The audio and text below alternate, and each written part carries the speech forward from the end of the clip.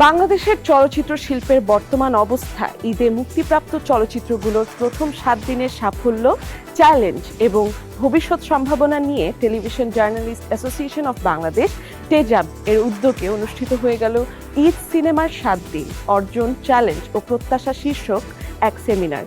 বৃহস্পতিবার দুপুরে রাজধানীর বসুন্ধরা স্টার সিনেপ্লেক্স আয়োজিত এ সেমিনারের উদ্বোধনী বক্তব্য দেন টেজাবের সভাপতি নাজমুল আলম রানা এবং সঞ্চালনা করেন সংগঠনের সাধারণ সম্পাদক বুলবুল আহমেদ জয়।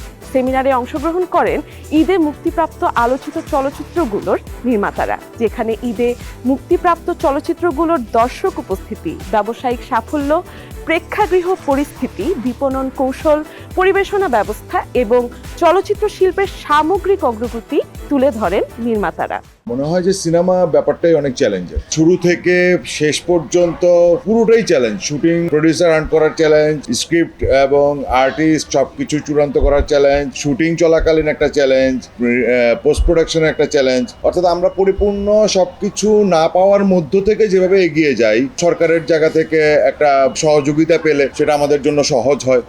এই সময়টা দেয়া বাংলাদেশের বাস্তবতা হচ্ছে একটা খুব ফ্যান্সি ব্যাপার, কারণ এখানে আপনার লগ্নি তুলে আনার একটা তাড়া থাকে। সবাই কম বেশি যেই জোনটা নিয়ে সাফার করে, আমি মনে হয় একমাত্র, বা আমি মনে হয় অনেক লাকি যে আমার আসলে ওই জায়গাটা নিয়ে সাফার করতে হয় নাই।